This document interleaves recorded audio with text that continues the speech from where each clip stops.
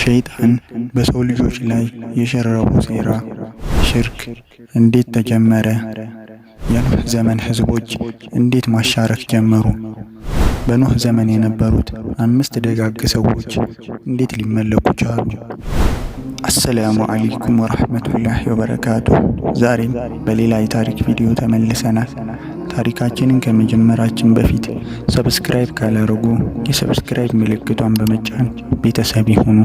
ታሪካችንን እንጀምር። በኖህ ዘመን 5 ደጋግ ሰዎች ነበሩ። እነሱም ወድ፣ ሱዋዕ፣ የጉስ፣ የኡቅና ነስር ይባላሉ። ህዝቡን የሚያስተምሩ መልካም ሥራ እንዲሰሩ የሚመክሩ ብዙዎች ነበሩ። ሞት ለማንም አይቀርምና እነዚህ ሰዎችም አለፉ። እነሱን ያጣው ህብረተሰብ እጅጉን አዘነ። እነዚያ የመልካም ሥራ ትሩፋትን የሚያስታውሱትን አላህን እንድናመልክ የሚያዙን ሄዱብን እያሉ ብሶቱን ያሰሙ ሐዘኑን ይገልጽ ነበር። ይህን ለ5ቱ ደጋግ ሰዎች ያላቸውን ጥልቅ ፍቅር የሚያውቀው ሸይጣን አንድ ተልእኮ ሹክ አላቸው። ለምን የእነዚያን ደጋግ ሰዎች ምስል ቀርጻችሁ አታቆሙም? ከዚያም እነዚያ ሐውልቶች ባያችሁ ቁጥር በሕይወት እያሉ ያዟችሁ የነበረውን መልካም ሥራን ስለሚያስታውሷችሁ ለአምልኮ ትተጋላችሁ አላቸው። እንደተባለው በአምሳሎቻቸው ሐውልቶችን ቀረጹ። ያ ትውልድም በእርግጥ እነዚያን 5 ሐውልቶች ሲመለከት መልካም ሥራቸውን እያስታወሰ ይተገብር ገባ። ሸይጣንም ይህ ትውልድ አልፎ አዲስ ትውልድ ሲተካ ለተተኪው ትውልድ እንዲህ አላቸው። ከእናንተ በፊት የነበሩት አባቶቻችሁ እነዚህን ደጋግ ሰዎች ያመልኳቸው ነበር። ዝናብም ሲጠፋባቸው እነሱኑ ነበር የሚማጸኑት ሲል ወደ ባዕድ አምልኮ ጠራቸው። ሕዝቡም በእነዚህ ደጋግ ሰዎች ማሻረክ ጀመረ። ከዚህ በኋላ የአደም ልጆች መንገድ ሳቱ። ፈጣሪን ሳይሆን ፍጡርን አመለኩ። በእጃቸው የቀረጹትን ሐውልት ማምለክ ጀመሩ። ሐውልቱን ጣዖቱን እነሱ ቀርጸው እንደሰሩትና በዕድሜም ከእርሱ እንደሚበልጡ ዘነጉ። ሰማይ ላይ የገቡትን ቃል ጣሱ። ይሄኔ ነበረ አላህ ወደ ሰው ልጆች ነቢያትን መላክ የጀመረው። ቀጥተኛውን መንገድ እንዲያሳዩአቸው አከታትሎ ላካቸው። አላህ በሱረቱ ኒሳእ ላይ እንዲህ ይለናል። ከመልእክተኞች በኋላ ለሰዎች አላህ ላይ አስረጂ እንዳይኖር አብሳሪዎችና አስፈራሪዎች የሆኑን መልእክተኞች ላክን። አላህም አሸናፊና ጥበበኛ ነው ይለናል። በእርግጥ ለሰው ልጆች ከዚህ በኋላ ምንም ምክንያት አይኖራቸውም። ታዲያ ወደ ሰው ልጆች ከተላኩ መልእክተኞች አንዱና ቀዳሚው የሰው ልጆች ሁለተኛ አባት የሚባሉት ነቢዩላህ ኑህ ናቸው።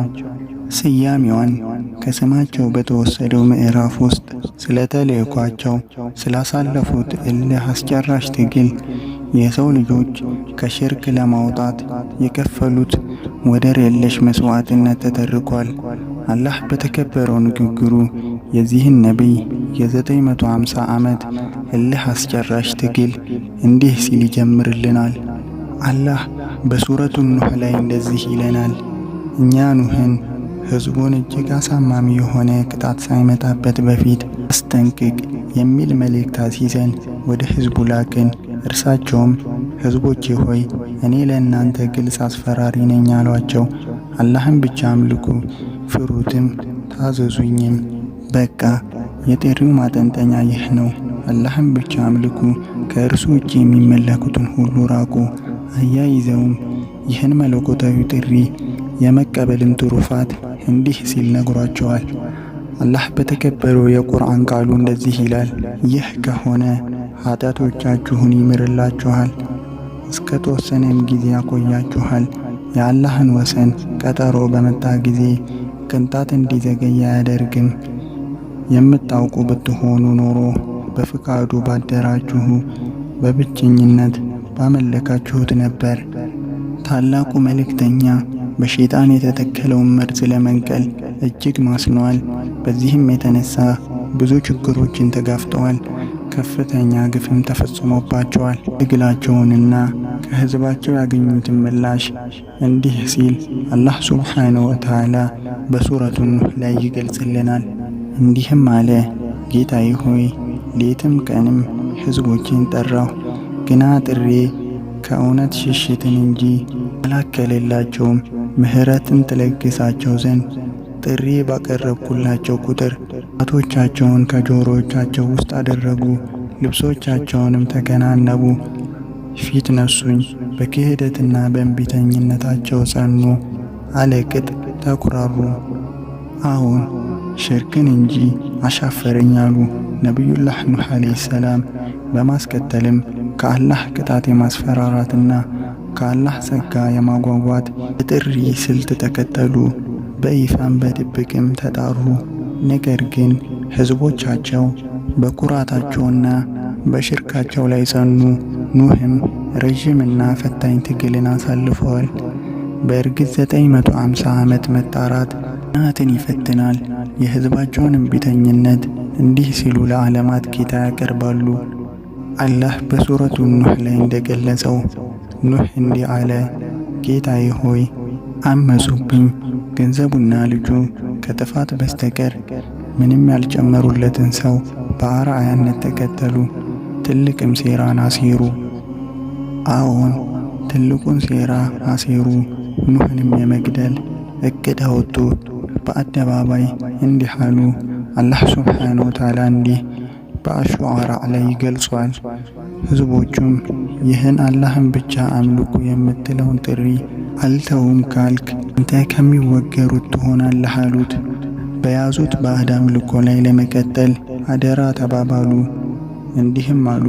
አላህ ሱብሓነሁ ወተዓላ በሱረቱ ኑህ ላይ ሲገልጽ አሉ፣ አምላኮቻችሁን አትተዉ፣ ወድንም፣ ሱዋዕንም፣ የጉስንም፣ የኡቅንም፣ ነስርንም አትተዉ ሲሉ በክህደት ላይ ለመጽናት ወሰኑ። ኑህም በ950 ዓመት እልህ አስጨራሽ ጥሪያቸው ጥቂት ተከታዮችን እንጂ ማግኘት አልቻሉም።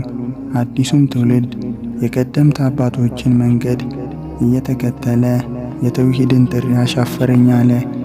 ወንጀልና አመፅ እንጂ ምንም መልካም ነገር አልጨመረላቸውም።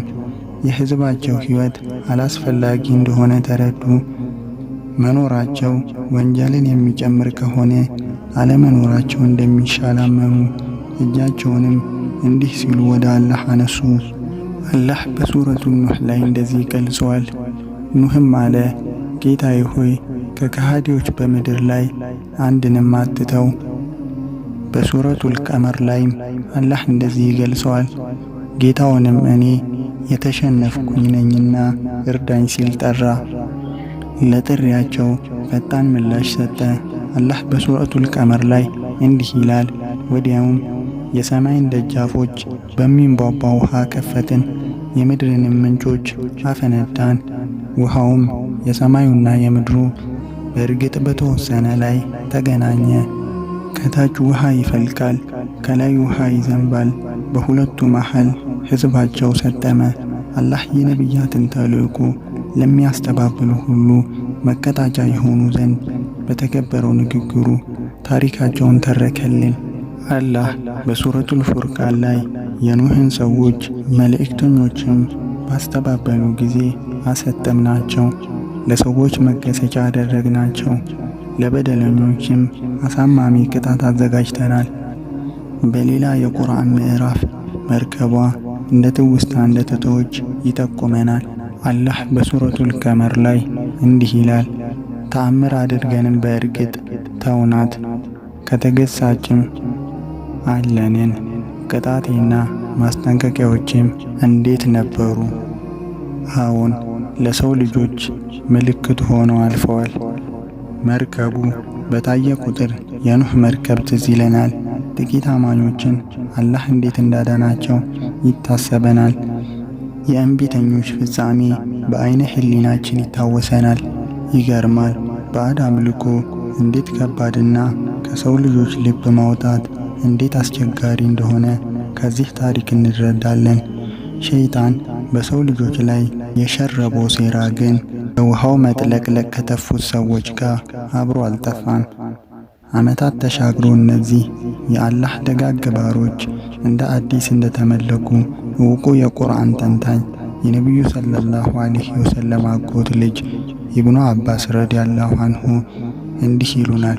በኑህ ዘመን የነበሩት 5ቱ ጣዖቶች ከዓመታት በኋላ በአረቦችም ውስጥ ይመለኩ ነበር። ወድ የተባለው ጣዖት ከልብ የሚባል ጎሳ ሲይዙት፣ ሱዋዕ የተባለ ኡዘይል ሲያመልኩት፣ የጉስ ደግሞ ሰበእ በሚባለው ሀገር ሙራድ የሚባል ጎሳ ያመልከው ነበር። ሂምየር የተባለ ጎሳ ደግሞ ነስርን አምላክ መዳረሻ አድርገው ይዘውት ነበር።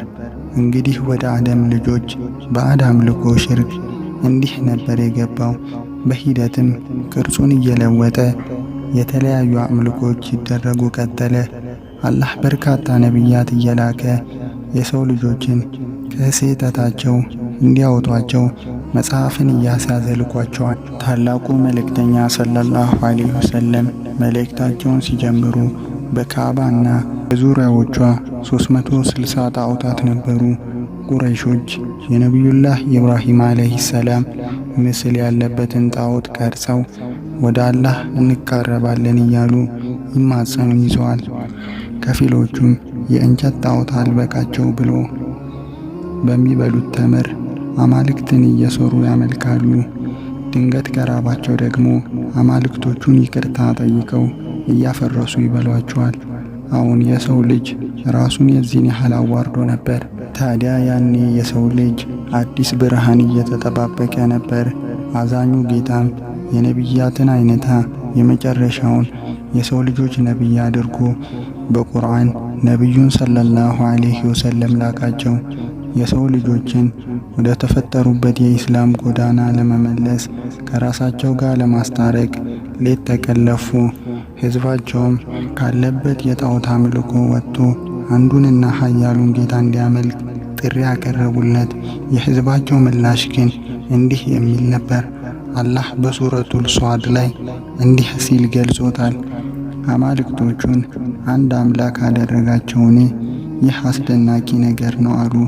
ከእነሱም መኳንንቶቹ ሂዱ በአማልክቶቻችሁ መገዛት ላይ ታገሱ፣ ይህ ከኛ የሚፈለግ ነገር ነውና እያሉ አዘገሙ። 360 ጣዖታት ጉዳያቸውን አልፈጸሙልን እያሉ ደግሞ አንድ አምላክ ብቻ አምልኩ የሚል መጣብን ሲሉ ተገረሙ። ነብዩም ትግላቸውን በጽናት በመቀጠል የአረብ ምድር ከሽርክ አጽድተው መካና መዲናን በሕግ በቁርአን እንዲተዳደር አድርገው ወደ ጌታቸው ተጓዙ። ነገር ግን አሁንም የሰው ልጅ በዘርፉ ብዙ የሽርክ ጉድጓድ ውስጥ ተዘፍቋል።